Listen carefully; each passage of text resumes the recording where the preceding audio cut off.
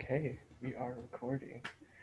Hello, episode number 2 or 1, whatever you count that failure as.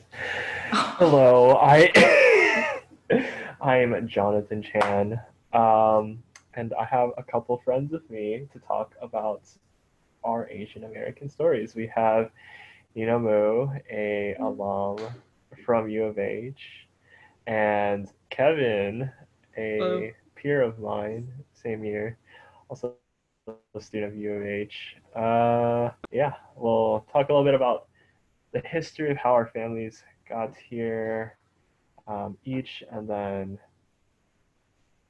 talk about like our responses, our mutual experiences, just whatever interests us about each other's stories afterwards. But yeah, I'll hand it off to Nina now. Okay, so to give a brief history, it's kind of complex because we moved back and forth, my family. But the first one to actually immigrate to the States was my great great granduncle on my dad's side. And he was an international tradesman, but he came from a very, I guess, like poor and just not a great family that like had good health, and a lot of his siblings actually passed away, and he was like the only one to really take care of the family. But he decided he was going to travel to different places doing his business, and there's a lot of troubles along the way, such as he got malaria on the ship because it was hard to travel and stay healthy in the time. But he eventually got healed by someone named Mr. Wang, and he helped him to set up a shop, and he worked under him for a long time. Then eventually he came to Louisiana. Then in Louisiana, someone told him to go to Houston because it was a booming city. And then he set up an Asian gift shop, apparently, in this place called Westbury Square. And that's when, our family started coming here because that's someplace that we have stabilized. And my grandparents, they got married in Taiwan, but then they brought my dad over when he was 8. And he kind of grew up similar to me, where he pretty much was kind of like the Asian Americans here, even though he wasn't born here, but he had that upbringing. My grandma had to work a lot of hard jobs, such as being a baker in a grocery store, and she also had to study at night school at the same time. So it was hard to juggle both of those things, but eventually she became a realtor and just continued her career through that. And then my dad went back to Taiwan in around college time and met my mom, and then had me in Taiwan. But my mom, actually, she was from Taiwan, but she moved to Guam for a little bit. So she also kind of already knew some English, and had me. No. And then when I was 6, I moved to Houston because my grandma brought me, and my parents thought the education here was better. And my parents were still really young, so they couldn't really handle like having a job and also taking care of me. So they thought that my grandma could have given me a better upbringing. And by that time, my grandfather had passed away before I was even born, so I never met my grandfather. But he was basically like, his family was the reason why I'm here. And yeah, I had a lot of tensions, I guess, because I liked Houston, I was comfortable here, but I was also really longing to be back in Taiwan because every summer I'd go back only for like 2 months to see my family, but I would really miss it every time I came back here. And it was hard to be content where I was here because I was like still really wanting to live in Taiwan. And I thought the life there was more exciting. So yeah, just growing up, I always complained about like, oh, I want to move back. But at the same time, I was thankful that I had a great community here. I was thankful that I had good education here. So yeah, I just worked through that. And as I grew older, I came to accept like, my life here. And I also just wrestled with learning Chinese because when I was younger, obviously I like spoke it a lot and it's like my native mother tongue. But then as I grew older, I started speaking it a lot less. And I felt ashamed that I couldn't speak it as well anymore, especially because I'm born in Taiwan. I was born in Taiwan, and people, assume like, hey, you're from there. How come you don't speak it as well? So yeah, just had a little like tension with that language issue. But as I grew older, I just wanted to push myself to speak it more and to learn it. So in college, like I took some classes in Chinese, and yeah, so I kind of just rambled through everything. But my response to like discovering like the past and everything, I feel very grateful and humbled that I had the opportunity to move here and that my family paved that path for me to be here so that I didn't have to go through as much struggle. And I was able to kind of enjoy both cultures, being in America and also sometimes dabbling into my Taiwanese culture whenever I got the chance to go back. So yeah, I guess that's like the basics of my story. Yeah. Okay, cool. Thank you. And we'll have Kevin. Whenever you're good. All right. I'll go. So with me, both my parents met when, well, my mom was in her teens. So like their stories tied together quite early on. But with my grandparents, they were all from China and they went to Taiwan because the Kuomintang was taking China and they decided to flee. My mother, on my mom's side, we actually have a kind of funny story because my grandfather was a professor and he went, well, a teacher, not a professor yet, but he was a teacher and he was going to Taiwan to teach. My grandmother's family got conned out of some of their money, and so she was chasing the person who conned them and ended up in Taiwan, and then Taiwan tried to like separate a little bit more from China. So she couldn't figure out a way to get back. And so that's how those two grandparents met, which I find really funny. But I also have like a separate family from like half uncles that I don't know about and or really get to communicate with. I'll mention one of them later. But my mom and her older sister were just raised in Taiwan, so and as well as my dad. My mom grew up from like her dad was a professor when she was a kid, so she has a lot of memories of like her dad going to teach, as well as like the garden in her backyard. Her mom loved to garden, and so she has a lot of like fond memories of that, and that she talks about. And she also talks about like just working because her father was pretty old, so they forced him to retire from university when she was in high school. So she had to work as well as go to university as a college student.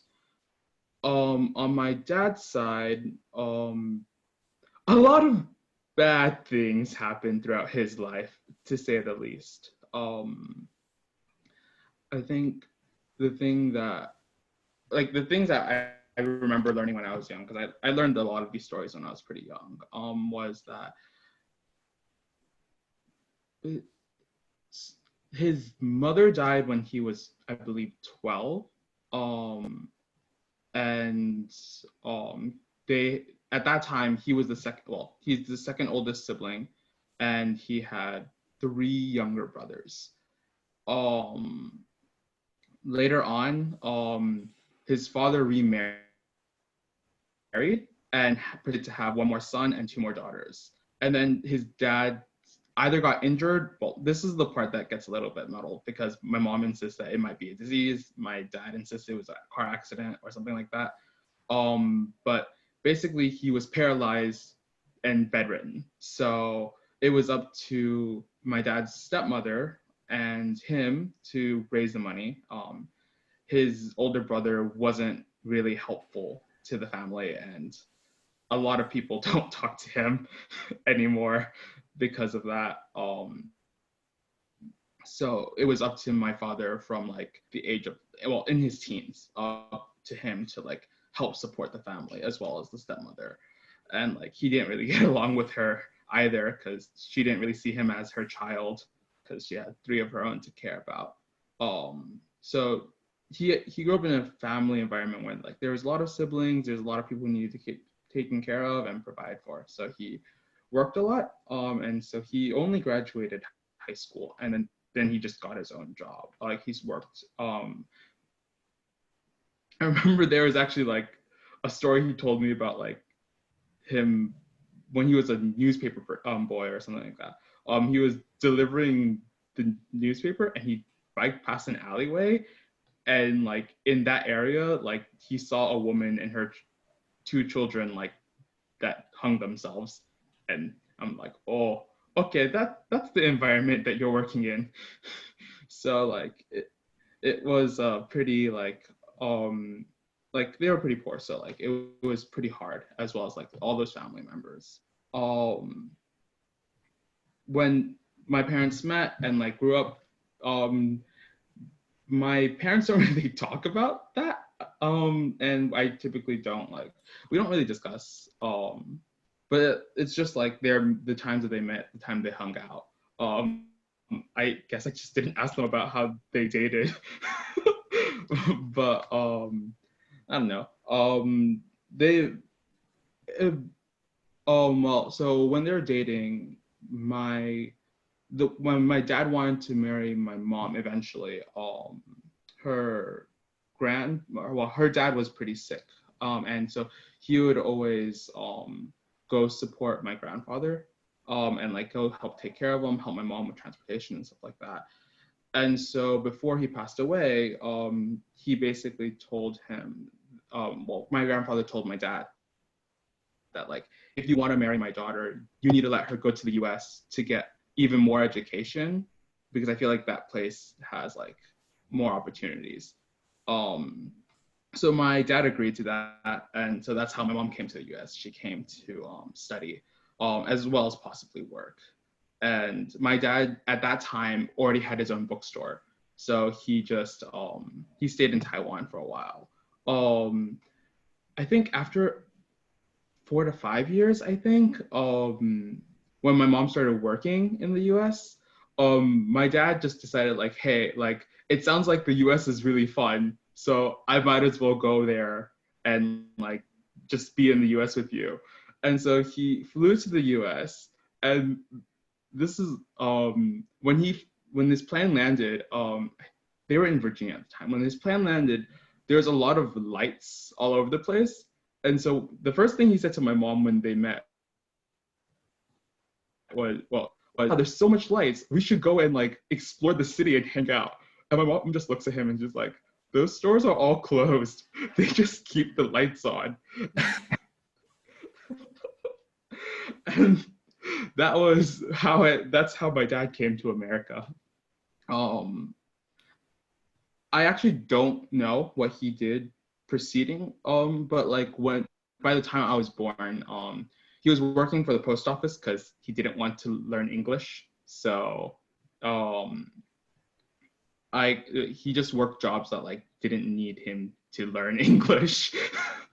So that's why I was like, when we lived at this point I was born in Maryland, so I don't know how my family went from Virginia to Maryland, but my mom still worked out of state, so she would drive out of an hour. And my dad was in the post office, so I was, for the first 4 years of my life, I was raised by like I spent a lot of time with I forgot their names. This has been a while since I thought of it. Oh, with basically a nanny, and her family. She had her own grandson, and like we would like hang out, and I would just like stay over until like my parents got back from work, and then I'd just go home. Let's see. I think from there, my also, I don't know how my aunt came to America, but she was already in America for a while now. So after I turned 4, my mom decided that she wanted to be closer to her family. And so my aunt moved to New Orleans, so she decided, hey, like we should move to New Orleans. So we I was really upset. I don't remember any of this, but my mom told me I was really upset. And when we moved to New Orleans, we stayed there for 3 weeks. We got a car, they enrolled me in school, everything happened, and then Katrina hit. so then so then we had to move to well, we were fleeing Katrina, we ended up in Texas. And apparently, throughout the entire drive when we were leaving New Orleans, I kept repeating, I told you, Mom, we shouldn't have left Maryland. This was a horrible idea. And I don't remember any of this, but apparently it's true. And honestly, it sounds like something I would do. So I was very upset with the idea of moving around so much. But that's how I ended up in Houston, and then we moved into our first house, which we were renting, and then we ended up buying. So then I lived there for, I think, until I got to middle school. Then we moved across the street because my neighbors were moving out. So we were able to. And the house was bigger, and we were renting out the old house, which was an interesting experience. Until and then like after that, it's like now. With my the way I was raised though was kind of different from the way that other Asian children are raised. My mom raised me, what I like to say, is really white. She didn't emphasize grades. She didn't emphasize she did emphasize hard work, but like she emphasized like exploration and trying to do things on my own. And like she emphasized the fact that like even though she's older than me, even though she has more experience than me, she could always learn something new from me. So like throughout my life, when like especially when I started like noticing it more throughout college, is like when I compare my mentality, my thought processes, just like all the ways I perceive the world, they typically don't reflect Asian Americans as much as like other Asian Americans do. Like I understand like how Asian Americans are supposed to act, or like how they're supposed to like present themselves in front of other parents. So like I like to say that I know how to be a good Chinese kid, because a lot of the Chinese parents at my church always say I'm a really good student or a really good person, and I'm like, oh, okay, cool. And so I do understand some of the cultures, but like I also feel like I reflect a lot of like American or white culture. I don't know too much about white culture, but I remember one thing was like, this was during Ivy's Rec Week. One of the speakers was like, yeah, like each culture has their own like thing. And like, if you notice, one thing here is that all the white people like to climb trees. And like, I spent the next like 2 days of Rec Week where we were doing Devo time after I finished walking around. And everyone I saw on a tree was white. And in my head, I'm like, wow, if I wasn't fat, I would be with them. I would be the only Asian in the tree. The only reason why I don't is because I'm afraid I'll break a bone if I fall. So, yeah. And I feel like, but yeah, that's as much as I can think of right now. If anything else comes up, I'll mention it. But yeah, that's as far as my story that I can think of at this moment. I think that's also like how like knowing these things, like how I discovered that I was white or American than like Asian American mentality. Because there were times where like in middle school, high school, before college, before like reflecting on this, is like I was just like, I don't enjoy being with the Asian people. I might enjoy being like, or at least my Asian peers. It's like it's okay, but like I don't feel welcome. Sometimes I don't feel that comfortable. It was like really hard for me to like connect, and I didn't know why. And I think, um, even though I understood why they're doing these things, like the way they thought, the way they process, like I personally didn't resonate with that. And so like uh, looking like understanding that and the way I grew up is like helped me like process that and understand myself a little bit more. Um so I think that's all for me right now. Cool. Oh, man, there's this part that cut out when your mom and dad came to America, like exactly that, and like why they came. Um, Oh, so but yeah, I can repeat that. But, and this is like really quick too, so it's not that long. My okay, mom came to America for education and okay, possible work.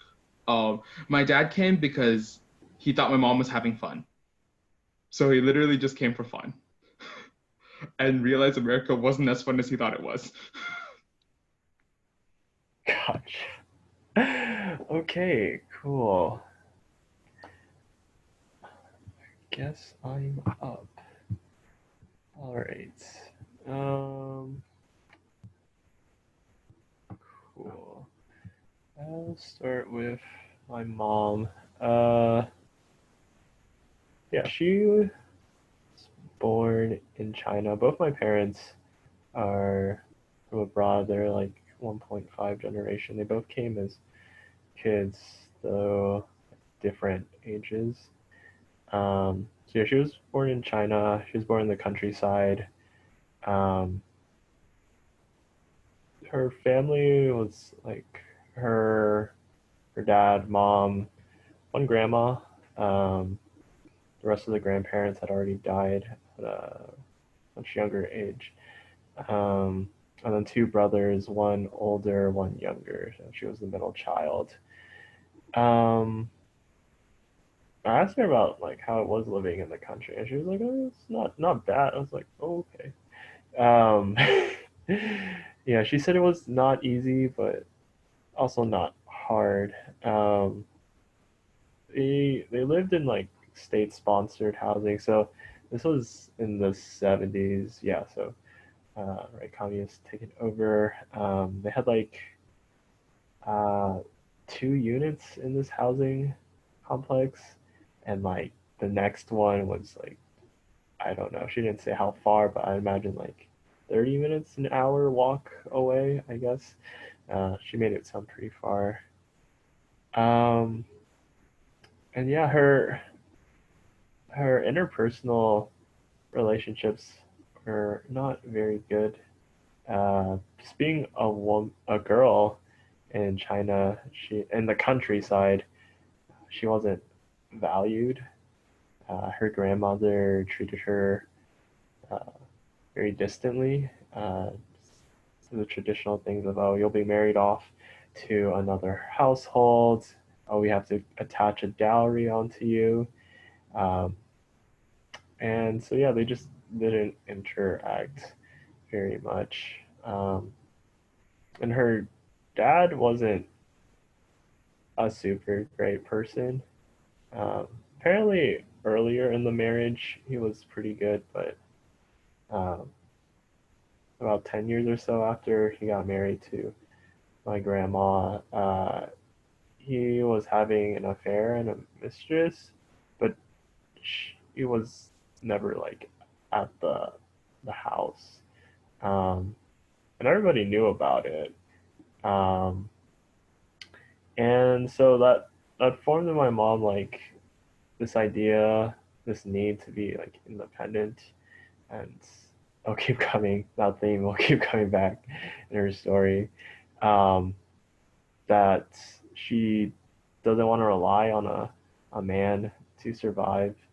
And she also saw that in her mom, uh, who had a high school education, which in those areas was like really, really good.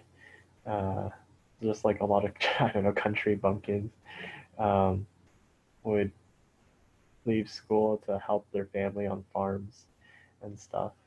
Um, and yeah, my grandma was working at a fruit factory, and she was actually given the role of an accountant, because she was like the only person with a high school uh, education.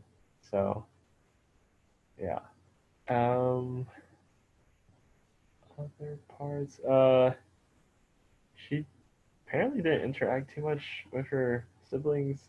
She was also a big learner and just loved to go out and learn from nature. She also really loved to read. Apparently, she went to a bookstore a lot and would just like read.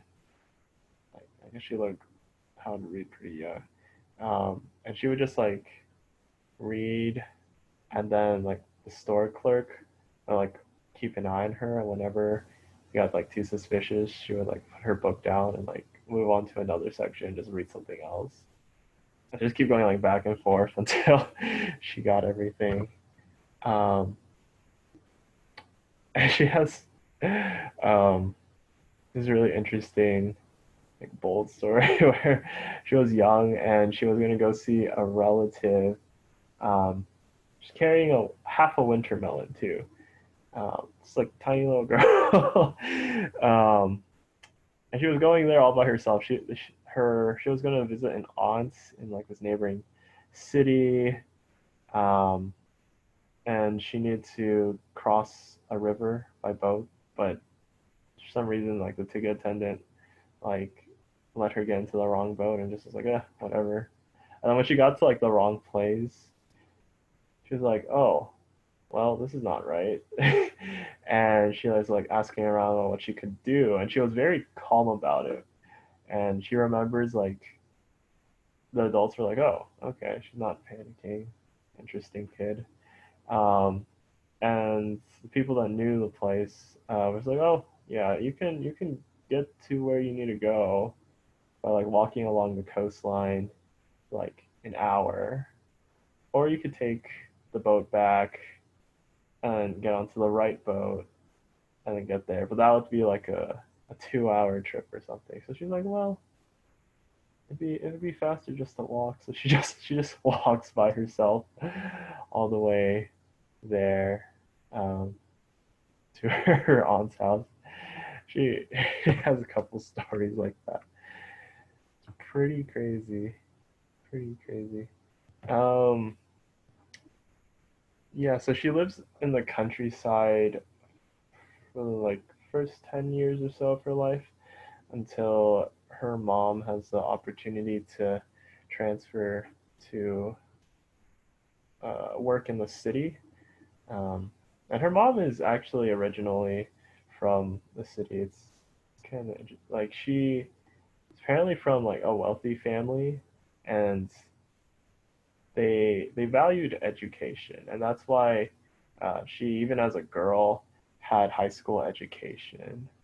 Um, and my grandma is actually the youngest of six daughters, no biological sons.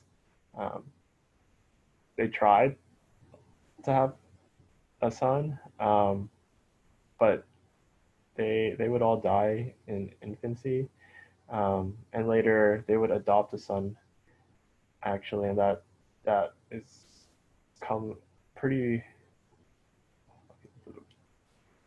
I'll have a big part in their story, in their immigration story. So yeah, they move over to the city. Yeah, and the conditions are just terrible. Just hearing about it. Um, they lived in the city for 4 or 5 years, and they could never find like an apartment or real housing. So what they ended up doing was they had a friend that lived in a warehouse with a bunch of other families, and this friend was just like a single guy. He had this one unit, maybe 200 square feet, and yeah, something like that. And he was like, oh, yeah, you can come live with me, like this family of 6. Crazy. And he just like partitioned off this little room, and yeah, she was just telling me about how little utility they had. Um, they had showers, but it was cold, so they had to like boil water and like mix it with uh, normal water to cool it down. They just like shower with one bucket. Um, Told me about pooping too. They had like a poop bucket that they would keep in their room, uh, and they would just put a lid over it, and it would just stay there. And the poop would be taken out like twice a week, and they would just sleep next to that. Um, yeah, there no refrigeration or anything, so all the food basically had to be eaten that day. And like if there was leftovers, they had this like weird contraption where they like had this thing hanging from the ceiling, um, a lot of covering to keep the flies away. Um, yeah, and it was here in the city where my mom first started learning English. Um, and it was pretty hard for her because compared to the city kids, she was pretty late in starting. Um, but she again, she's a learner, so she really uh, put her mind to it. And when she found out that her parents were applying for immigration, she really took to it for 3 years uh, to learn. And so um, she told me sponsorships from America started in '79. So I guess they applied in '82, and in '85 they had to go through immigration interview. They went to Guangzhou, and that was the biggest city she's ever been in. And then she passed. I guess they passed that. I didn't ask too much about that. And it was actually a pretty scary time for them because her parents were like, "Oh, we're talking to their employers and just saying like, oh yeah, we're going to America pretty much, so you can have our jobs." Um, and they were counting on my mom's my mom's adopted brother who had immigrated to the United States earlier to sponsor them. Um, and he was going to, um, he does, but um, he actually bought the plane tickets for them, but was having like second thoughts about actually going through with it because it wasn't cheap to pay for all these people to come over and to come over legally. um, because he had heard a lot of stories about how families would bring the rest of their family over and then they'd be unable to acclimate and just be like hating their life here. And it's like, oh, I wish I would go back to China. Um, and so, yeah, that really struck him. So, uh, my my family was like stuck in limbo in China. It's like, oh, what's going on? They waited like a month and then another month. And then they eventually they decided to call him, which was really expensive because there wasn't a telephone or not very good ones, not accessible ones. And they eventually did come over. Um, yeah, and my grand uncle, I guess that's what he is. He was already living in Houston. Uh, Not sure how he got here, but yeah, he brought them here, helped take care of them. They lived around in the Bel Air area, moved around a good bit, um, until they finally bought the house that my grandma and uncle live in. Yeah, my mom, let's see, was actually in college. She said she helped buy the house with my grandma in '91. So she was like a sophomore in college. Yeah, when she applied for that mortgage. Um, yeah.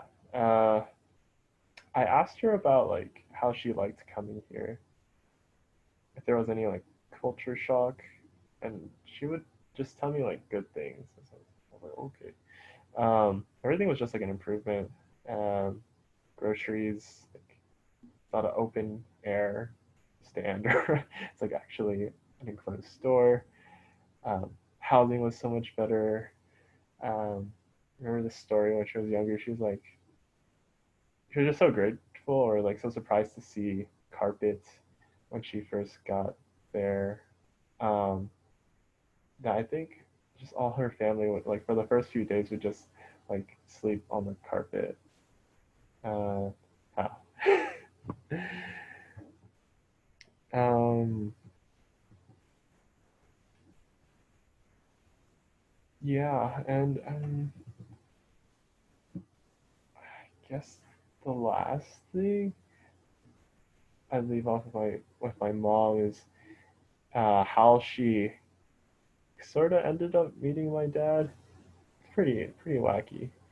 Um, so when she first came to America, uh, her aunt, like my oh shoot, I don't remember which aunt it is, but was going to church, and they basically took my family to church too. Um, and so she was introduced to Christianity there. Um, and after after graduating from college, she wanted to continue going to a church, but she had also worked in a Japanese restaurant that was Cantonese owned.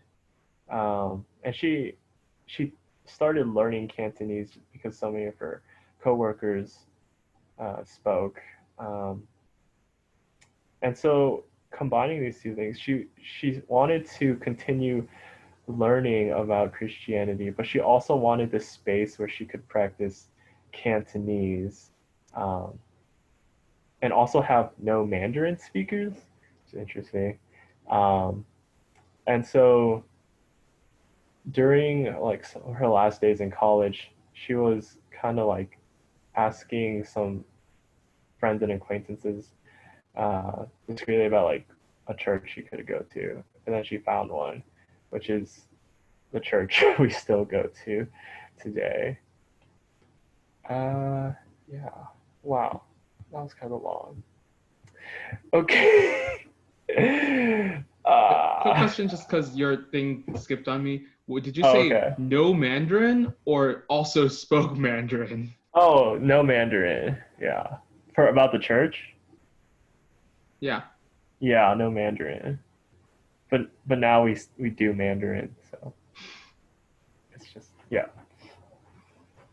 Um, cool. So my dad, he's from Hong Kong.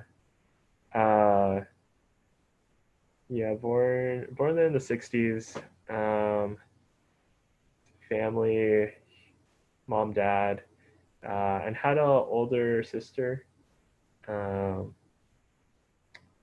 his dad was not a great dad either. He he basically left. He had been doing business abroad already, but he also left when my dad was like two, and yeah, he would never come back. Um, so my grandma would be raising these two kids. Um, Life was very like happy-go-lucky for him, at least in his memories. could just explore a lot. The Hong Kong country, he says, before it was all paved over, and now we have all these skyscrapers. Yeah, and he moved to America when he was 7, 8. And he actually moved over here illegally. My grandfather, sorry, he bought someone else's papers, saying, I guess they're like related to this person, to immigrate them over, which just helped like accelerate the process. And I learned from that PBS docuseries we were talking about that they're called paper sons. So I was like, oh, okay. I mean, I hope he doesn't get deported. But yeah. Yeah, so they get to the West Coast, but then they move up to the East Coast, New York. My uncle and grandparents on my grandmother's side are living there. And so my dad's family moved in with them. Not a big place, one room. It was in Chinatown.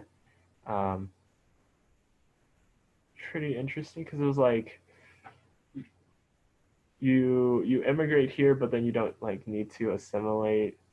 That was what Chinatown was to them. It's very comforting, a lot of reminders of home. And for my dad,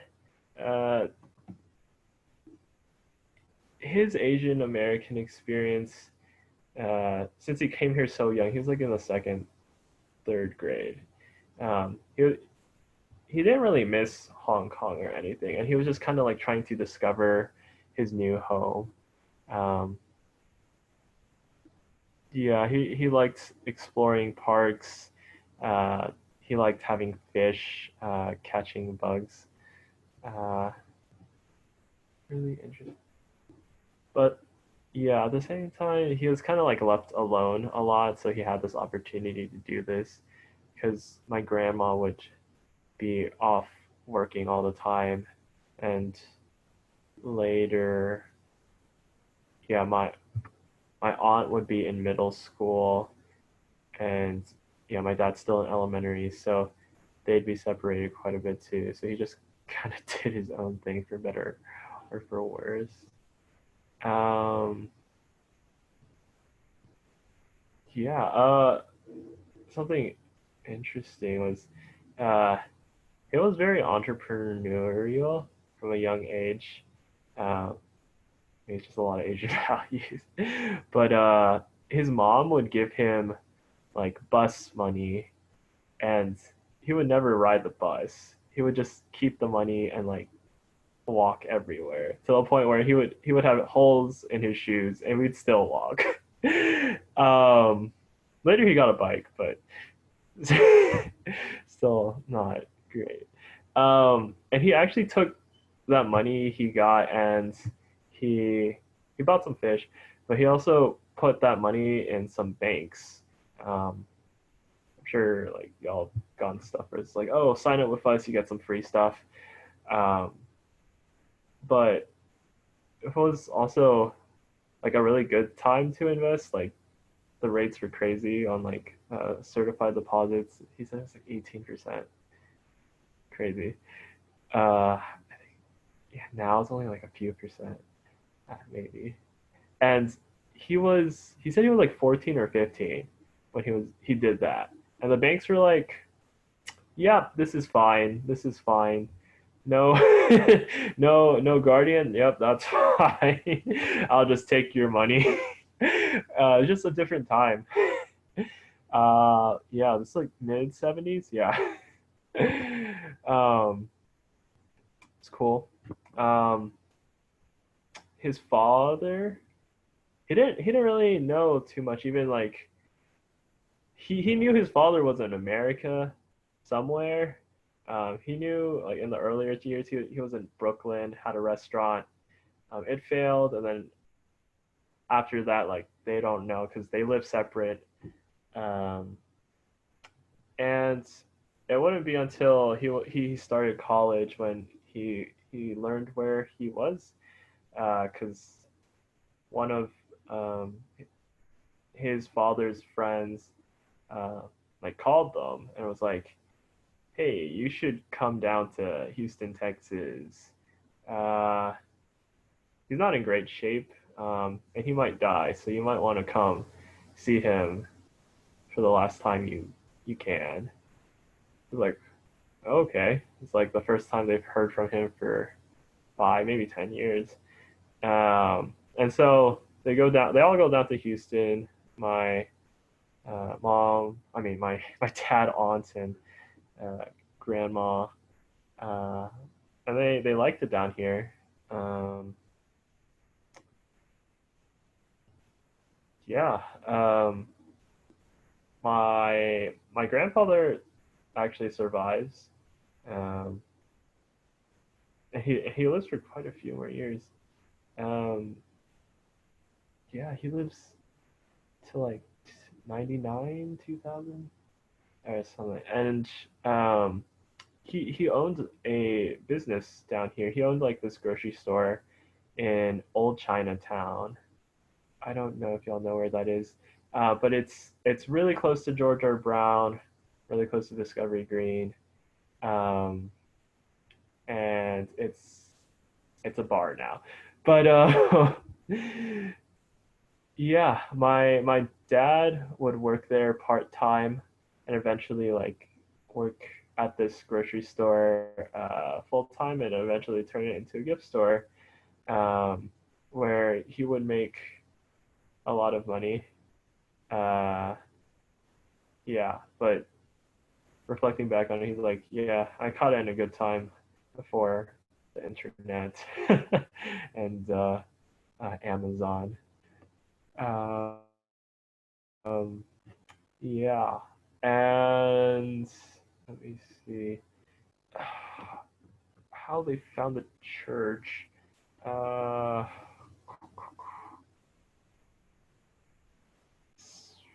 so my grandma. Oh, okay, okay. My grandma knew this pastor while they were in New York, and he actually moved down to Houston, and he was this pastor of this church, and so you know they know each other. So my grandma goes to this church too, but she doesn't drive, so my dad has to take her. He's not really interested in religion or anything, until after like this really lucky accident, um, where he's like he was on a highway, got sideswiped, spun around a lot across 45, only minor injuries. uh, and then he kind of took his faith more seriously, and yeah, that church eventually became the church I go to now, Southwest. Um, and yeah, he would later find his wife there, be the first ones to be married at the newly established church, and yeah, the rest is history. um, yeah. Uh, these stories, oh man, it's just such an honor to, I guess, get to know about them.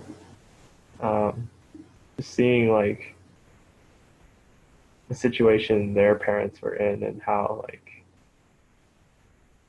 pretty bad both the fathers were in both families. Like I'm just appreciative, um, that I have a good family. Um, yeah, and just like it's to know how like God has put all these circumstances together for them to make me. It's it's pretty crazy. I left some stuff out too, but my mom was also in a kind of bad car accident. That kind of pulled her closer to church. Um, yeah, crazy stuff. Good experience to go through all this stuff. Okay, let's come back all together. I miss your voices.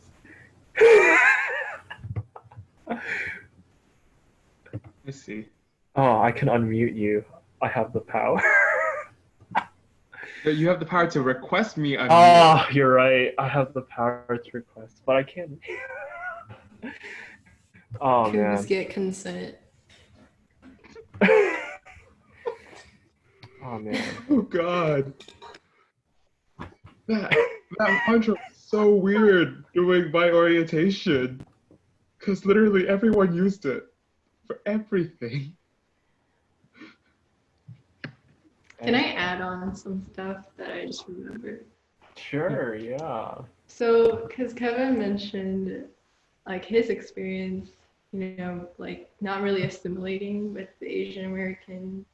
I feel like, my dad and I had like very different experiences with that. I think for me, assimilating was very easy. I had like pretty diverse schools growing up, and I just found the click with my Asian community, I guess. But my dad had a different experience because he came when there were not as many Asians, I guess, and he went to a school with like mostly African Americans or Hispanics and grew up in a very different, harder environment where he was made fun of for being Asian and went through racism. People would make fun of his name because in Karate Kid, his name is Daniel, and it's like the same thing.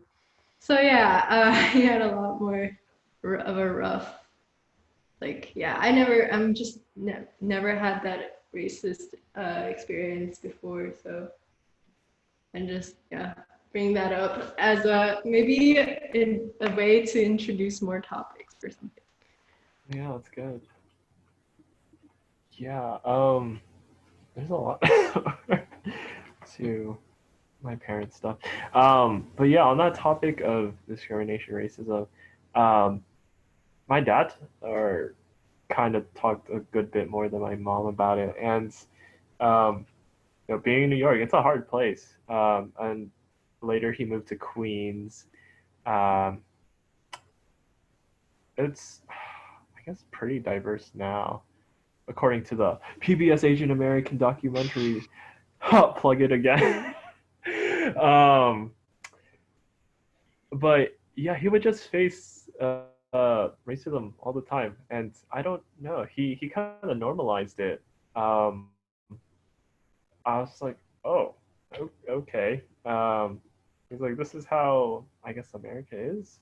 Or he kind of just looked past the bad stuff. And he's like, well, this has been a land of opportunity. I've been able to make a life for myself here, and this is, I don't know, I guess part of the cost of being here. Oh, I don't know. Do you have any thoughts, Kevin? Yeah, go ahead. Okay, so I was going to talk about my family experiences. So I completely forgot to mention, but my grandfather was an English professor. And also one part I didn't include because it doesn't really tie in with Asian American identity. It more ties in with Christian identity. Was my grandfather was a very strong Christian, passed through my entire mom's side. But because of that, when my mom discusses her experience here, she doesn't really, I don't think she ever talked about racism. I think like the racist, like the most racism she experienced wasn't it wasn't people being racist against her. It was her Chinese friends making fun of a white person waiting in line at a Chinese restaurant and making fun of the person in Chinese, and the person snapping back at them in Chinese, and her friends freaking out. And she was just like, oh, why? But I think Wow.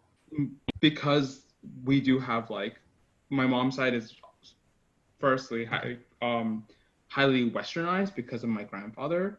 Also we have a lot of similar concepts that we like think of in terms of like how the world works, because like a lot of American ideals are based off of like come somewhere from Christianity, and like or have one or two roots in Christianity somehow or some way. And so because of that, my mom was fortunate enough to like basically be able to interact well. I think the only other thing was people told her to say curse words and she didn't think that they were that bad because she didn't know that they were curses. So she was just like, okay, whatever, they're just more words I can use. With my dad, he never mentioned it, but I think if he ever experienced any racism, he wouldn't care because he also didn't feel like learning English. So he's just like, well, I didn't bother with these people, so I don't know. I don't like. I think he's mentioned taking advantage of the fact that like he has American citizenship, but he still has no English whatsoever, like broken English at best. How does he get Like, by? he talks about like how the cop stops him and how like he's just like, oh, hello, and like has nothing else to say, and like just laughs, and the cop is just like nods, and like even though he was like he's gotten a ticket like once or twice, but like usually they're just like, oh, it's just like this old Chinese man who has no idea what he's talking about or doing, and just lets him off, and he's just like, I'm so happy about that. And I'm like, all right, Dad. So like my family was pretty fortunate to not experience much racism with my parents. With me, I also didn't, because even though I don't feel super comfortable around like people who have a lot of like Asian like mentalities, or at least I can get along with them, but like I don't feel welcome even if they're trying to welcome me. I was very fortunate to grow up in places that are highly dense, highly populated with Asians. So like Clemens had like I don't know the actual statistic, but we joke that 50% or more was Asian, and like you every place you'd be, you would at least see an Asian. So like Asians were never the minority wherever I was. They're typically like they were like the majority of the people there were either Chinese or Indian or some other somewhere else in Asia. So like that region. So yeah, I think it's something to point out that we all grew up in Fort Bend ISD, the I think the most diverse ISD in the nation. So is it? I think so. We're up there for sure. Yeah, I was actually talking to someone else about it, but I don't know if you heard Nina's question, but she was asking about how your dad gets by. Oh yeah, without like knowledge of English. Anything that needs English, he has me or my mom help. Oh, okay. Well, so he's good. I have so with this because he had to take the citizens test, right? I think he practiced a little bit of English, so he practiced "the sky is blue" for the citizen test. Are you serious? That is so funny. What? Yeah, it's sometimes kind of annoying because like when he's having technology issues and my mom's not at home, he'd be like, hey Kevin, come help me, and I'm like, oh okay, because like normal parents, they don't like, sometimes they don't know how to use technology, so they ask their children for help. I'm like, okay, this is perfectly logical, I can help. And then he's like, yeah, I don't understand this, and then I look at it and it's all in Chinese. And the thing is, he can't speak English, but I can speak Chinese really well, but I can't read. Like my Chinese teacher told me to quit because I was so bad at reading Chinese. So like I'm looking at this phone and I'm like, I can't read Chinese, but you can't read English, so I don't know how to help you. And like sometimes I don't know how he does it, but he does. Wait, but how do you communicate? Oh, but you can speak it well. Yes. Okay. So because my dad refused to learn English at home, typically I speak Chinese. Mhm. This also helps me when I'm interacting with church parents because I can just speak in Chinese and they're like, oh, good child knows how to speak Chinese. Church parents love it when you can speak Chinese to them. Oh, it was kind of weird when I met some third generation Asian American old because I thought they were first generation. I thought they spoke Chinese because they looked like the old Chinese ladies because I was visiting a friend's church, Matt's church. And I assumed that all of them spoke Chinese. And so I was just like, "Ai hao," which is like auntie, hello. And they just looked at me and they're like, "Oh, honey, we don't speak Chinese." Oh man. Really embarrassed. And I'm like, "Oh, okay." So You know somewhere else where you can see old Asian people that don't have an Asian accent? no, like so they didn't speak yet. Like they didn't speak English or Chinese the moment I walked in. And since I was being introduced and I'm used to the courtesy of the younger one introduced, like this is just like my head, but like you usually typically introduce yourself to the auntie or uncle before like they respond. So I walked in, saw them, assumed that they were like the aunts and uncles at my church who insist on using Chinese even if they know English, and attempted to speak Chinese with them, which was kind of awkward.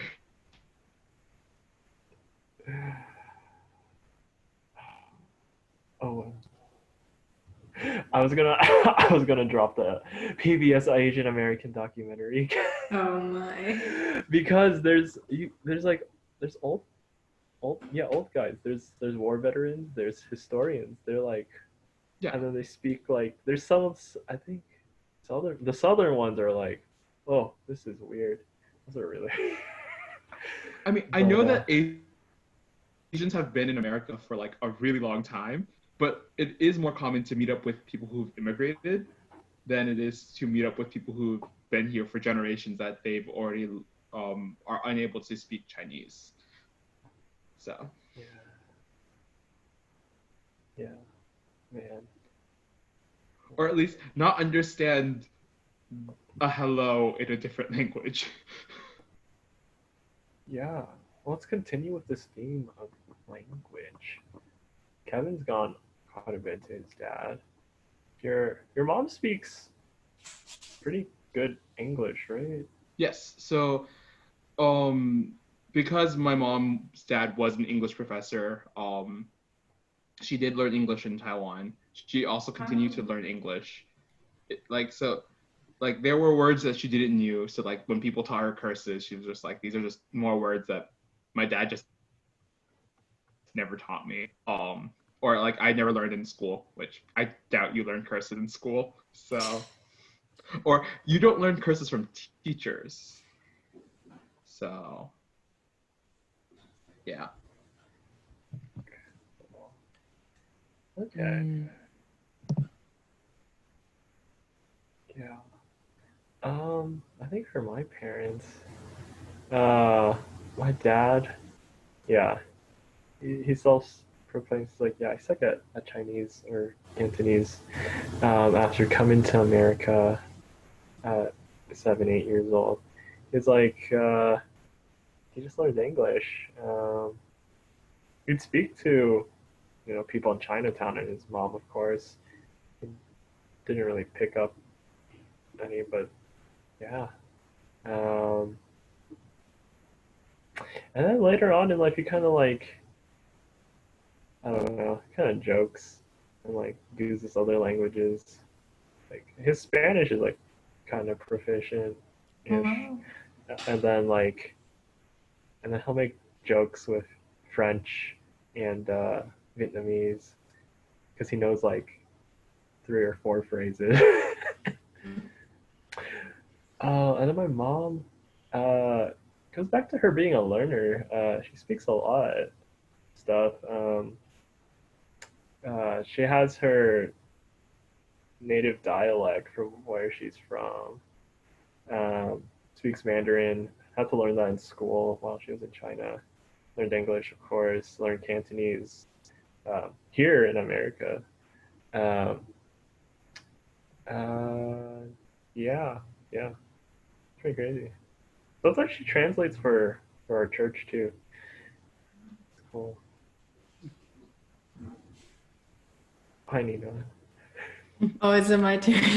Yeah. Oh, so okay, I was thinking that like I already kind of touched on it, but I came here, already speaking Chinese really well, but I think I stopped liking the language because I was forced to learn it, as many kids were, and I was just like a rebellious kid. But then I regretted it later on in life because I'm like, wow, like I wish I had come actually to America later, because I think the kids who came in like high school, they were really good at Chinese, but they were like pretty good at English too. But I was like bad at both. I'm just kidding. Yeah, I almost became an English major. Wow. My parents, though, they are both pretty good at English, which is different from a lot of my friends' parents who they have an accent, right? But my parents don't really have an accent. My mom has some issues with grammar, but she still can speak it pretty fluently because she was raised in Guam and they had to speak English there. And of course, my dad was raised here, so he never had trouble like doing both languages. Okay. Do you know any of Taiwanese dialect, Kevin? Wait, what did you say? You Do you kind know of anything in like the Taiwanese dialect? Like, can you Oh speak no, some? I don't. So No. Taiwanese was the only thing. So when I was young, and the reason why I picked up on the reason why I can speak Chinese fluently partially is because my dad can't learn. But one thing when I was younger was, since I was the only child, the only people I could annoy was my parents. And so like one thing I loved doing, and I have this really strong memory of it, was once when my mom was driving me to, I think we're driving to like a class or something. And so everything she said, I would repeat and just be that like annoying kid that repeats it. And so she would go from English to Chinese and Chinese to English, and I could repeat everything she said. And so she was just like, screw this, I'm going to use Taiwanese on this boy. And she said something, and I was so like, huh? And I just stopped because I was so confused. She's probably so relieved. She's like, But finally, he'll stop. so I think in the end, because of my like being a annoying child, my parents never taught me anything in Taiwanese, and I was always really so like it was like this secret language that I never understood. Um, but eventually, because like my mom has mentioned to me, because she doesn't use Taiwanese that much, she, even though she can understand it, she's having trouble speaking it like all the time. So It's like dying out because it's like mostly the older generations that speak it. Even the younger ones in Taiwan don't really speak. oh really? They mainly speak Mandarin. I mean, they'll toss in a few like Taiwanese words, but not really. It's interesting. Save your Oh. language. Anyways, new question, I guess. Right. So doing this came out of, I guess, a desire to understand what being Asian American means, in addition to understanding my family. So I don't know, like, how y'all saw that aspect or saw your family's understanding of Asian American or just American, like, in their stories. Does that make sense? I mean, I can go Kinda. first and talk about. Yeah.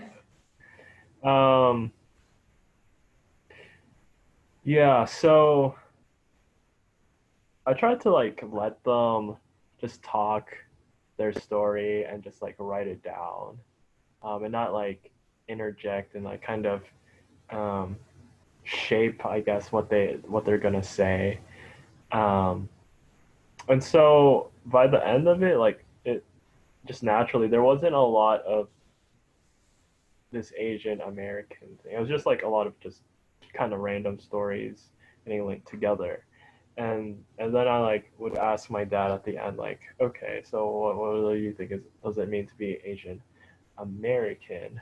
And then man, he would give me a lot of these I don't know, traditional conservative American ideas of like, oh, this is the land of opportunity. Um, yeah, this is pretty open minded, minus the discrimination, but hey, it happens. Um, where uh, he sees like America as like this international policing force. It's interesting. Also saw it as the leader of the world until Trump happened. Uh, and yeah, so like that, and then he always brings this up whenever this like topic comes. He really admires like the American, I guess, value of, mm, I, I guess, doing something noble or sacrificial, self-sacrificing. And he would always bring up like 9/11,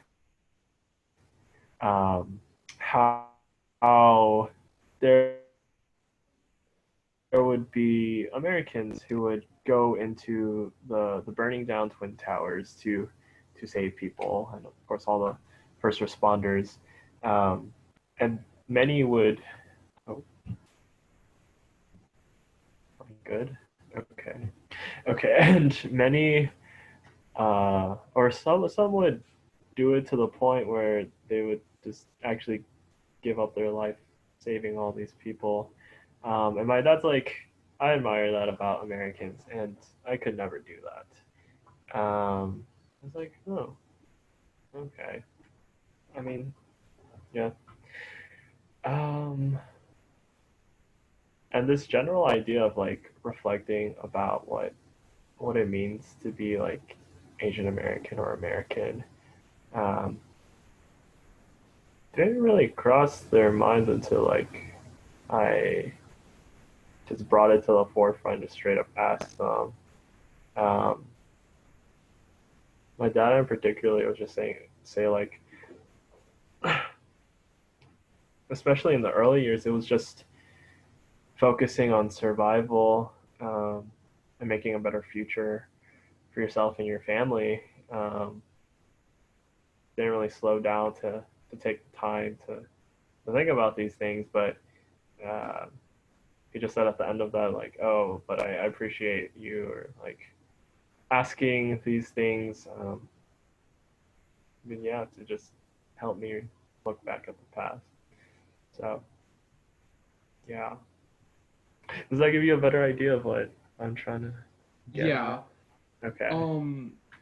For me, I specifically, I'm also just closer to my mom. And like I didn't really start getting closer with my dad until like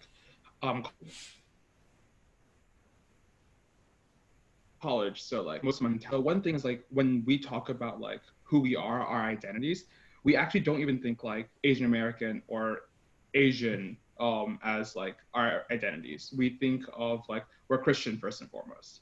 And so like that that identity key rings like everything else is kind of irrelevant. Like we have our histories, we have our backgrounds, but we're followers of Christ first and foremost. And like I think yeah, like when she's I've talked to her about like me not being able to like identify with a lot of Asians, and she mentioned like when she looks back at it, she also has some issues because like when she's talking to Taiwanese people, like they feel like she's not Taiwanese because she was like she's Chinese. She was one of the people, like her family was one of the people leaving. So like their morals don't really aren't the exact same, and so she doesn't really feel comfortable with them. But then when it comes to like the people in mainland China, she's too American or too different of like democracy or just like hearing like, so it's like this kind of like dissonance from our cultures. Like we still embrace being Chinese. We like celebrate Chinese New Year, just speak Chinese, and like, but like it's never like a huge focus. It's always like pursuing Christ first. And like there's like bits and pieces of my mom's story that I've completely left out, mainly because like even when she's talking about her past, she's more focused on like where God applies than like where her culture applies. So like one of her big stories, I don't remember if I mentioned to you guys, but like she had a smoking problem that she hid from her family, and like she was able to stop when she was about to have me, because she was like, oh my God, like smoking causes kid problems, so like I should stop smoking. But like soon afterwards she started smoking again, and like there's just one day she was just like desperately praying to God when we moved to Texas, because one day I almost caught her smoking, and so she was just like really desperately praying to God, like, oh my goodness, like I don't want my child to think that like smoking is a good thing, because at that time my dad still smoked and my mom was smoking, so she was really fearful, and so she just desperately pleaded to God. And from that point forward, she not only hasn't been like compelled to smoke, but she also doesn't know anything about cigarettes anymore, which is weird for a person who's been smoking for at least, like from the way she described it, she's been smoking for at least 15, 20 years. Which I find kind of funny, because there's a point of time when I was younger and we had to go buy smokes for my dad because he really wanted to smoke. And my mom was just like, I don't feel like arguing right now. And so we went to go to the grocery store, and she spent like an hour trying to figure out what was the correct thing to buy, because she couldn't remember anything about smoking anymore, other than the fact that she used to.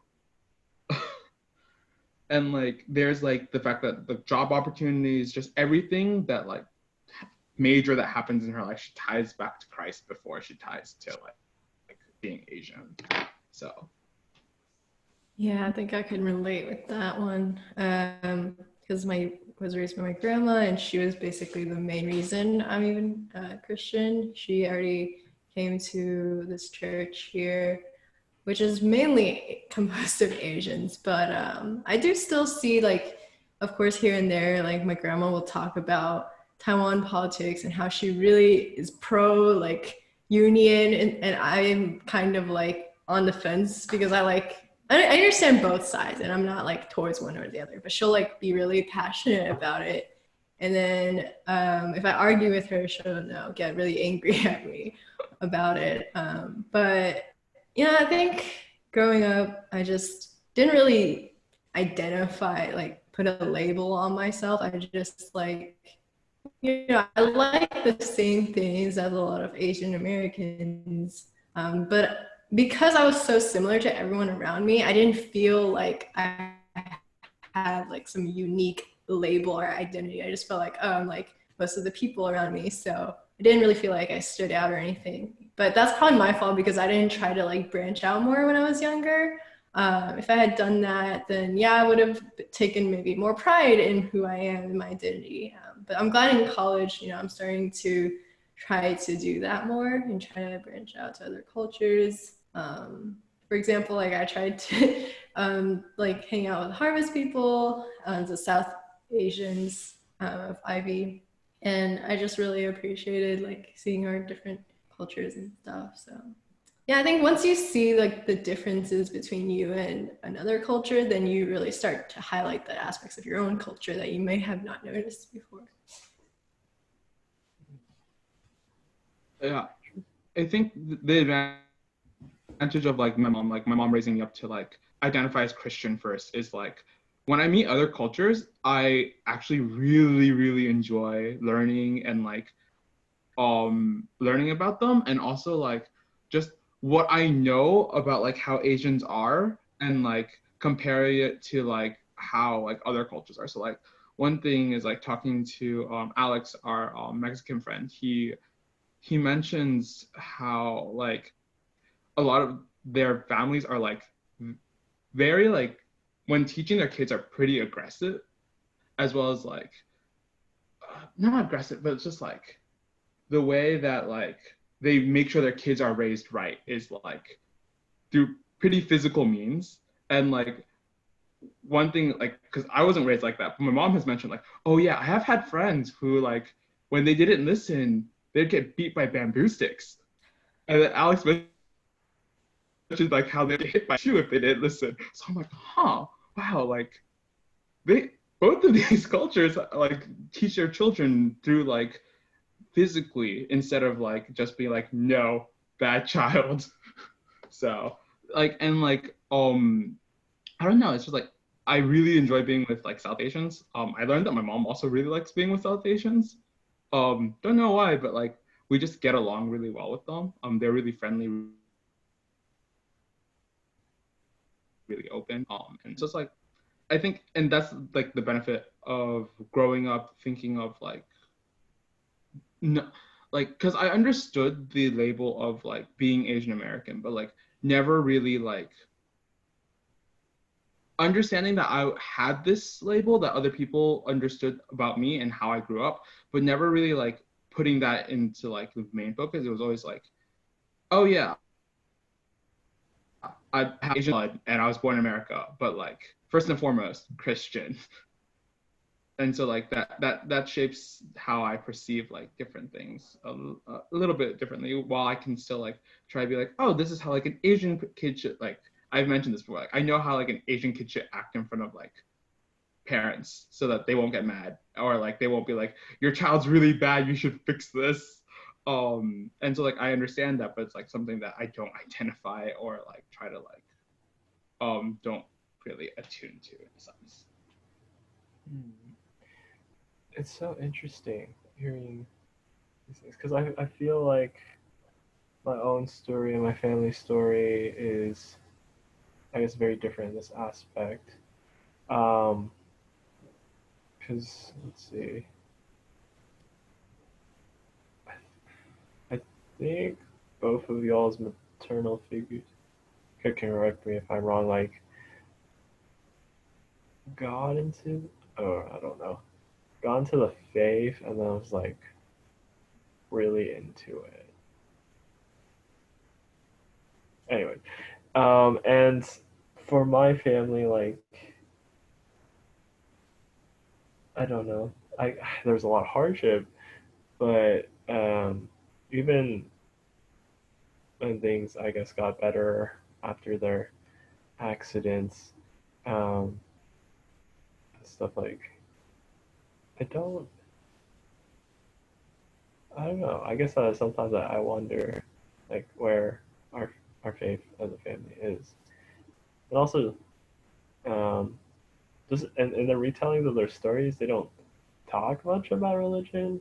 Obviously, it wasn't like present in their life, but even like I guess from a hindsight perspective, looking back, like they're not they're not viewing it with that lens per se, with this like Christian first. And they might tell me otherwise, but just from the response, it's like I don't know.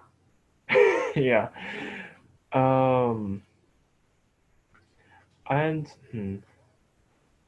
maybe and then with Kevin, with when you're saying about like maybe you'll reword this, or maybe I'm looking into it a lot, but when you're like I'm Christian first and everything else is irrelevant, uh, later on you were talking about like yeah, you do acknowledge your Asian American side, do like do Asian things.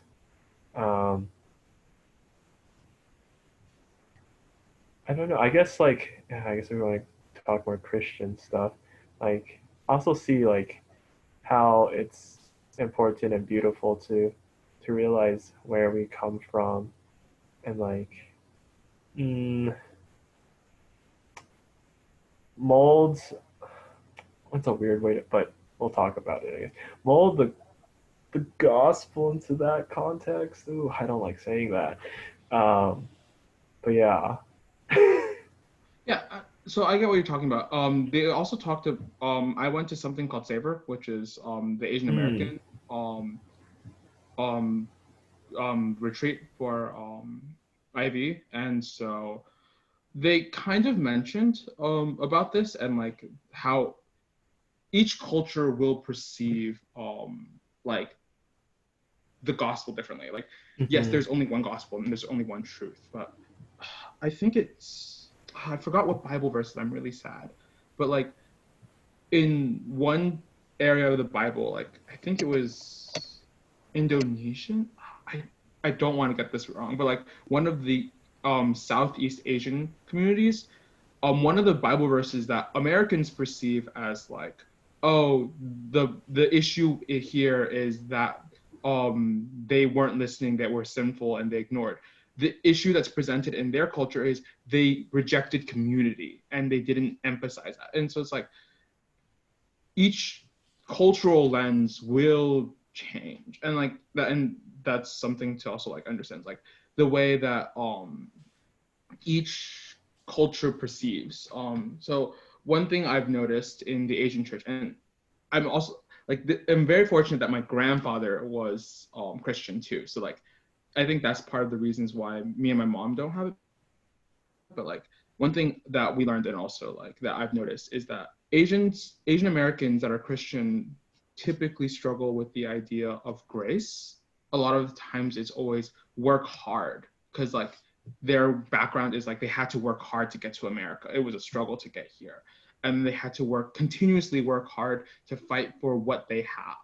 And so like they're well off from studying, from like working continuously. Like, so like there's this idea of like we need to work. And so like that kind of molds it into like a lot of Asian Americans when thinking about Christianity and lens is like, what can I do for God? What can I do for my church? What can I serve? And like there's like there needs to be like an understanding sometimes of like, wait, hold up, like how does God have grace for me? How does he forgive me? And so it's like understanding that context. And like I think I'm really fortunate for having like for knowing that from going there, but also like not having it play a huge role in my family. There's a huge emphasis on grace growing up in my family. And like that's why I typically say like my family reflects more of like a white culture of like, because whites not white, but American culture is more of like you do your own thing, you explore, there's second chances, there's like be kind and stuff like that. And so yeah. Kind of reminds me of this book I read about multicultural worship, and it talks about how each culture they perceive God or they perceive worship in their own style, but it's all like good. It's like all glorifying to God. And you know, it's not like one's certain like the only way to do it is to be like still and stand without moving around or something. Like most Asian churches probably worship that way, but it's not like that's wrong, because there's other ways to also worship, and they all reflect the beauty of God. And yeah, just it's interesting because if you don't go out to learn about those cultures, you never know about these different amazing ways that people worship.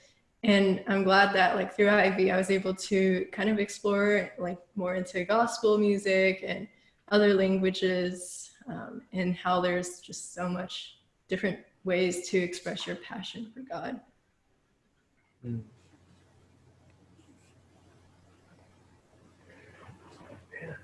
Yeah. I love that. I guess like in this discussion here, I think we all agree on this like multiculturalism, this openness to see and appreciate the differences. And I guess I don't I don't really think we can say we see that in some of our older generations and our parents. I'm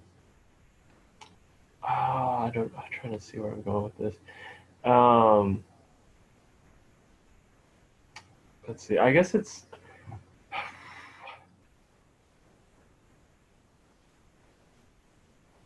interesting to think about how we've all been afforded this opportunity, this privilege to be here because of immigration. Um, but but then we just love also getting like stuck in like the same or similar communities as we'd find back home. Obviously, there's like a lot of familiarity and comfort in that, but we don't get to see like these melting pots or whatever happen salads. Um, okay, this is not really a question. Sorry. Uh,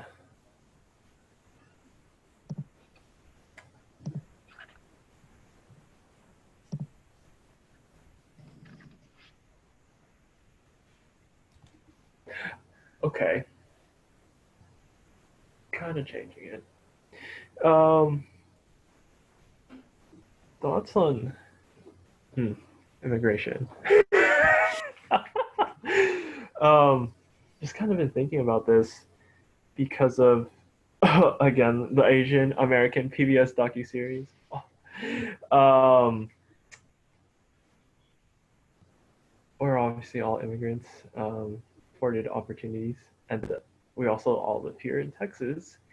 Um, keenly aware of the southern border, very close to us, um, and yeah, it's like if you so funny. If you watch the first episode of the documentary, it tell you a little fun fact that Asian Americans are actually the first undocumented immigrants here, with the Chinese Exclusion Act, barring came, but they didn't have any documents. So yeah, they became the first one, and then now we see, I guess, kind of a similar situation. Those people in the South are a lot of undocumented immigrants, from Latinx countries, coming north to here. And I don't know your thoughts, maybe your family's thoughts. My family talked a little bit about it. Oh, I fell. Oh no. I'm back. Don't lean back.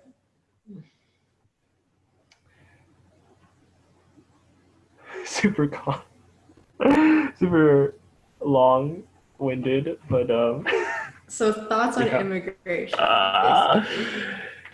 yeah, and like I guess thinking about like this hypocrisy of like we got here because they let us in, but we don't. Some people don't want to let these people in. Oh, politics.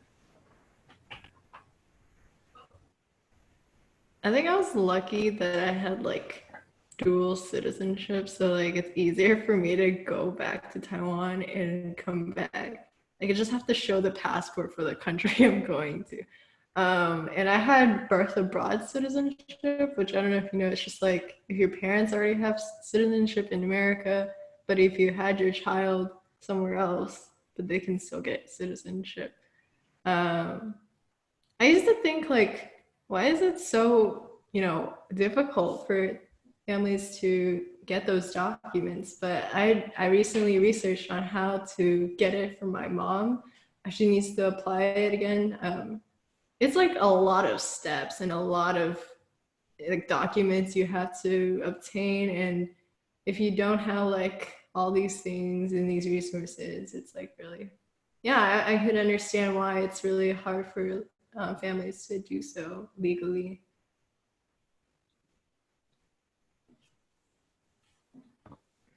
Yeah. and it's funny. Well, I don't know if it's funny. Um, yeah, my own dad technically came here illegally. Yeah, kind of talk about it a lot more now. It's weird. It's like, Go for it. yeah, go ahead. It's Well, kind of yeah. it's hard for me to like get a good feel of how to phrase it or like how to word it, because like my family, like me and my mom also share similar opinions on this, but it's more of like we don't see anything wrong with them coming to America, and like there's also like people coming to America for opportunities. Like in the end, like even when people like in our perspectives, like even though like people are complaining like, oh, they're taking jobs or whatever, like honestly, like we need more people working anyways. Like the people, like most people complaining about like people taking jobs, they won't take the jobs that are being quote unquote taken. So like, they're not like, to us it's just like, are they really taking your jobs? Because you're not working that job and you don't want to work that job. So I like they're coming here for opportunities, they're coming here for their families, and like they're not taking anything away because like they're contributing to the American economy. So like we don't see anything wrong with like people coming. Um, that's as far as I know of like my mom's perspective on that. Um, there's when it comes to like these types of topics and like or more polarized topics that come up in American politics, um, I will say my mom does lean a little bit more democratic, which is really interesting because a lot of like Asian Americans in our church lean strongly Republican. Um, so like we don't spend time arguing politics with church mates and or discussing it, but like it's interesting to like hear like their different perspectives. I know like according to my mom, a lot of people told her she had to vote for Trump because he was a Republican and because he was a Christian, and my mom was just like, but I don't agree with some of the things he's saying.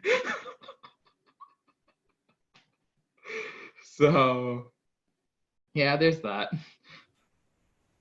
Yeah. Yeah, it's not a hard issue to talk about. Oh yeah, my dad leans he's right too, but hates Trump. So bad. He likes making fun of Trump all the time. It is fun though, being honest. Dude, It's too he easy. literally threw people under the bus. It's so funny to watch politics when he's just like, do this, people, and people are like, okay, we're doing this, and then he's just like, you guys are idiots, why are you doing this? And then people are just like, oh yeah, we're just idiots, and I'm just like, this is spicy sometimes. Oh man. Oh man. Like I know I just I grossly summarized how Trump and some of the governors are interacting. There's much more things in play, but like if I were to give like a 5-second summary or a 20-second summary, that's pretty much what's happening. It's like some of them are just like, sure, we'll listen to you, and then he's just like, no, you can't do this. Like you guys are like, you shouldn't be like doing this, or you should be doing this, and people are just like, okay. But I'm gonna bring this kind of to a more serious part of like, you know, because you said Trump, right? And he's obviously said a lot of things in the media against Asians in this time. You know, it's really hard to see that and then see how people are treating Asians like in response to this virus. So have you guys like seen people, you know, or personally experienced anything during coronavirus that like, you know, more Asian hatred or anything like that? I think my only thing, and like it wasn't even that bad, and like it honestly, I was more ticked than anything else, was once our fellowship was hanging out in Moody Lobby, and some people walked by, coughed as loud as they could, and yelled coronavirus and walked away. And I'm just like, people are idiots. And like this was at the like start, so like this is like during January, but like it also like helped me get along better with like some of my friends in the Black community, because like I just like when they said hi, I'm just like, hey, and they're like, oh, what's up? And I'm like, oh, everything's pretty cool. I just learned how annoying it is when people like are just being idiots, and they're like, oh, how so? And like so we got on the topic about how like how African Americans also felt this like a sort of discrimination when Ebola was around, even though it wasn't from them, it was from Africa, and like a lot of people who brought it over were nurses, or like there are people and scientists and labs, so it definitely wasn't African Americans who brought it, like who are spreading Ebola, but like they were getting like the heat of it, and like people just were making unfounded jokes. um Fortunately, like after that incident, which just annoyed me, not even like it didn't even affect anything else. No one else in my family or circle has been affected, unless my students have been lying to me. But like my eighth grade guys have, I check up on them and see if they've experienced anything, and they're like everything's fine. I think one thing that actually makes me like, because of the situation, the silver lining for my family is that like even though we haven't experienced any racism, my dad has this like habit of like coughing or sneezing as loud as he can, and then like he doesn't cover with, like he uses his hands, or he just sneezes forward instead of covering it. And so like my mom has told him like, you're an old Asian man who can't speak English. You can't go out coughing and sneezing like that. So he's started developing a habit where he's sneezing in his elbow, and I'm so happy, because when we're like, if we're all eating at the table, I'm usually facing him. So if he sneezes towards me. Got duck, Kevin. And so now he's not. But like it's pretty bad, but it's also like a silver lining. I think it's also fortunate that we all live in the Fort Bend Sugarland bubble, where like discrimination doesn't happen as often. Because like we're so diverse that like people probably aren't going to make these types of comments. From what I've experienced, like a lot of people are very accepting of other cultures within this bubble of ours. So yeah. For me, my family, let's see. Yeah, I think not. There are a few things have happened, but it's like nothing major or crazy. For me personally, like, uh, I've been running more. Um, so I don't know if you've been to like Lost Creek or Oyster, but there's like sometimes there's a lot of people, or like relatively to, I guess, no quarantine. And so I don't think this is like, I give the benefit of the doubt that this isn't, like racism or something. But sometimes, actually, a good amount, like people would give me like a good distance, or like, and I tried to like run like all the way on the right side. Um, Nothing like racist or anything was said. Um, I try to say like good morning and stuff, but like I know talking can like transfer particles. So now I'm just kind of like waving at people. I'm like I'll talk at the ground and like wave, just to try to be sick. So I think it's like anything bad, or like I can't assume anything. But I, there's definitely been like an internal like uh, I guess paranoia every time you go out. I don't go out too much, um, but dad gets groceries and stuff. So like people give him a berth. And for him, he's also he has real estate properties that he rents out. And at one of them, like it's just a silly guy. I'll use that adjective. Um, he would just like call, like say like, you brought Corona here, and like he's like, no, I've been here. Like I'm not. I've been here for a long time. And then he would just the tenant would just be like, no, you brought Corona. I'm like, and it would just he's like, okay, well, I'm not gonna get anywhere with this. And I said earlier in his like summary, like he's kind of, I guess, desensitized to it all now. He's just like, okay, and just would like brush it off. But at the same time, he tries to make like Corona jokes, like with the beer, and he's like, what's it, Corona Cerveza or something? He says that to like some Mexican people. I'm like, why are you saying that? Oh my god. And he's like, it's fine. I'm like, okay. Mm-hmm. I have dissonance with that. I redline with that. I get that. It's hard when your family is like very. They think it's like okay to like make certain remarks, but you know, for us, it's like we're kind of against that now in this generation, and I don't want to argue with them, but then it's like, you know, we want to love on others as God wants us to, so it's best to encourage that. Yeah. I heard of one person who's a teacher. She got a coworker who said Kung Flu as like a joke, and she was kind of, you know, surprised that a coworker would say something like that, and it was like a moment of realization that like, you know, these things still do happen, even though it seems like a joke, like lighthearted, but you know, there's a line where you shouldn't cross, and it's all these memes. It's like you have to just be careful with that, I guess. Yeah.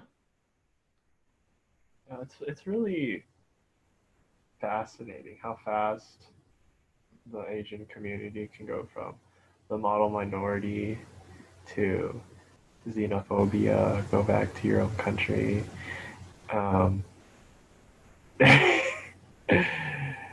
Yeah. But I mean, no one's leaving. Up to our generation. Yeah, what's up? In the end, like, and like this is like some statistics I saw. Also, like, in the West Coast, it's possible, like genetic tracing, it's possible that it's from Asia. But like in the East Coast, where like huge like where we've had the biggest outbreaks, it's from Europe. So it's like even if I were to encounter these reactions, I would just be like, okay, cool. But you do realize that most people who brought it here were probably your family more than mine, in like maybe like really distant relatives. It's probably your relatives, not my relatives, that brought it over here. Being honest. You should tell them not to get I mean, no one has like yelled that to me, because if someone does that, I'm just like, okay, cool. But most likely you brought it here more than me. Dude, I don't, like, other than groceries, I don't leave this home. My dad didn't start leaving this house until like 2 days, well, a week ago. My mom barely leaves the house. My aunt and uncle stayed in. My cousin, who's 40, decided to lock herself in her apartment for over 2 months now. And like, those are all the family members that are in America, and we don't leave America. I mean, my aunt goes to like Europe and stuff. So like, my family and like any distant relatives are like all in like Taiwan and China, and they're not moving. So like, My distant family, nope. We can't split this thing. But like I said, like we don't encounter much racism. Fortunately, we don't encounter much racism in this area. So Yeah. Yeah. Cool. I like this spectrum. Deeper. Spicy stuff. Anywho. I wanna ask y'all about, this process. I think we all took it a little differently, and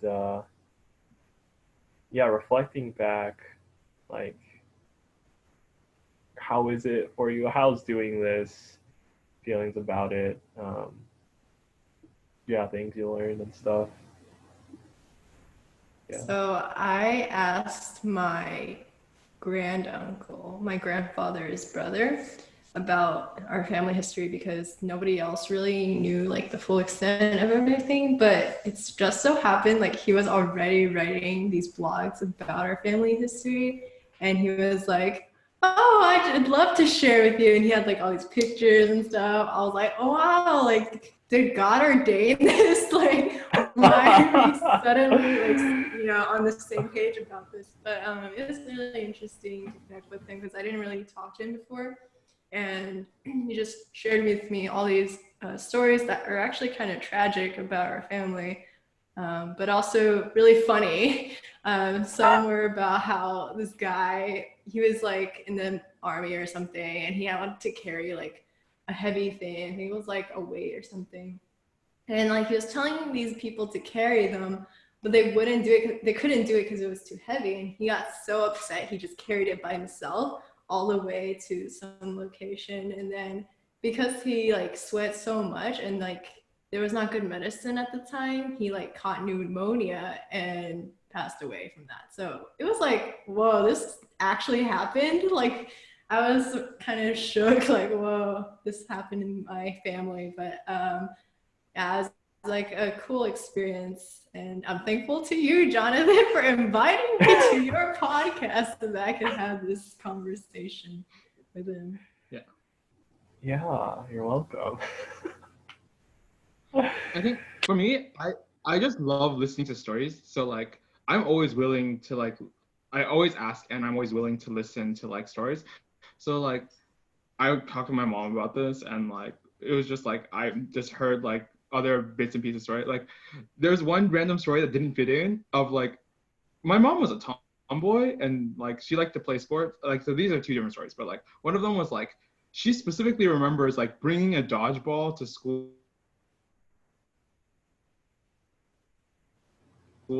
so and like she would also like she'd be walking to school by herself, so like she liked to take shortcuts through alleys that you weren't supposed to walk through and that like trucks drive through. So there was once when she was a kid, she was walking to school, a truck drove by, her arm swung in a weird way so that it caught on the back hook of the truck as it passed her in the alleyway, yanking off her arm, breaking her collarbone. It like she has like this break because the collarbone never healed correctly. And then she's just like, oh look, my arm's not right. And so she walks home and just like is like, hey mom, so this happened.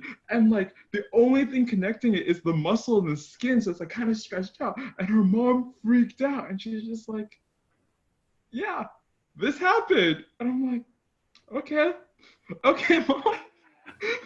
Oh, dearie.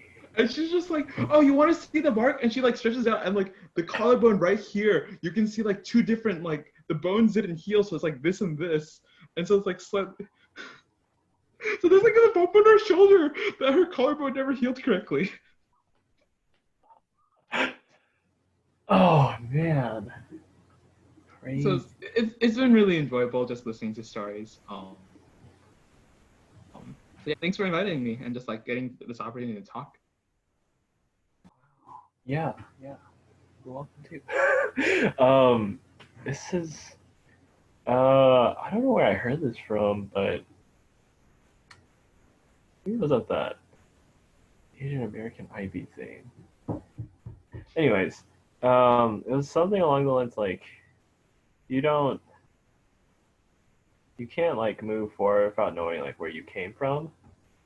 Um, and yeah, I mean, because like at this point, I've only known like suburbs. I don't know, Dulles, um, super sheltered life, didn't do much. Um, and like Ivy's been slapping a lot. Um, but yeah, I think this has like opened up my eyes to like a whole nother context of things. Because I'm sure we've all heard of like that stereotype where like, or the parents are always like, "Oh, you're so lucky. I used to work so hard as a child. You lazy bum."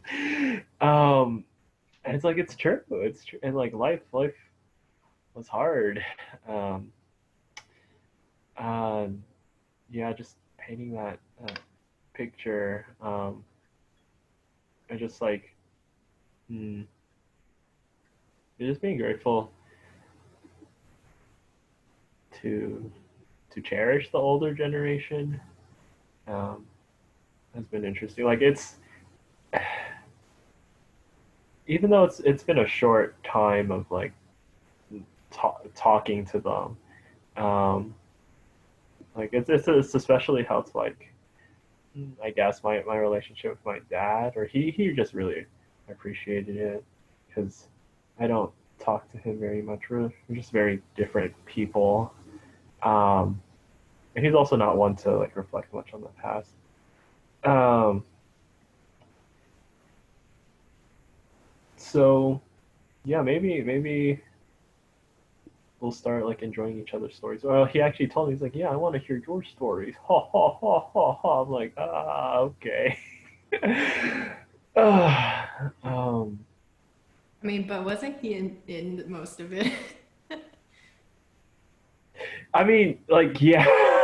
Well, I get well, like I guess college stuff. I don't know, Yeah, like, true. There is a lot of stories that our parents aren't involved in. I've given yeah, my mom the liberty to join in some, and she's really enjoyed it, including like because um both of you met my mom, right?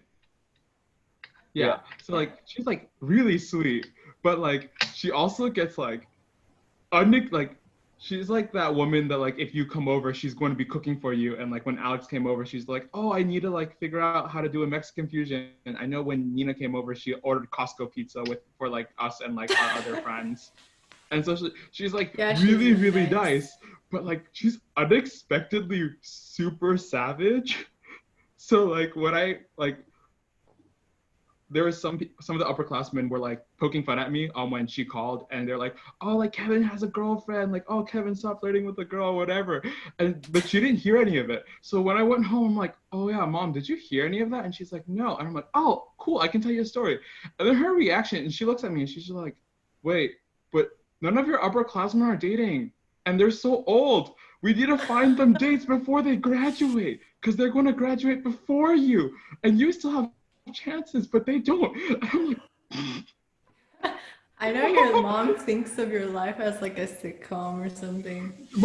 my life is a sitcom.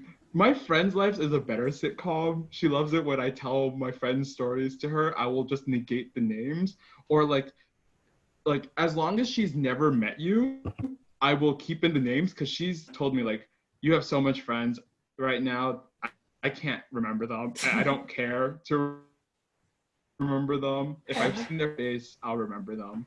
But otherwise, they're just names, and like, but they're a funny drama, and it's fun to listen to. So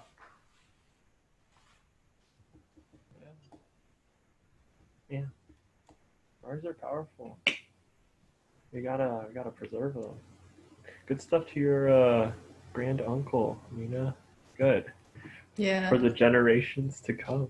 for sure. I'm like, maybe I need to like leave behind a legacy too, and write like my future generations can write a blog about it. I mean, so what you can do is you can take on your grand uncle's mantle. Like ask him like, hey, like, can I be the next generation? Can I add more things to this? So then you have a multi-generation. It's not just your generation, but they have the past and the future. Well, and the present, I guess, or the past and the older past for them. Yes. Yeah. I wonder about like, I guess white people. Like, I feel like their There's lineage pilgrims. There's still a history. Okay. Well, I guess yeah. We just opened the textbook. Oh, this is my great. Oh my gosh, man, what a treasure. Like I've never really got to ask, but I feel like they have a really rich history. Not of like because their families have been in America so long, and like it is a place where people do have like it can devote more time to be like, oh, let's try to remember like all our I specifically remember in high school there was this girl who had she had a lot of family issues. And like not in her immediate family, but like her uncles and aunts had like she really liked sharing, and so I kind of enjoyed also listening, but she called it the circle of hate.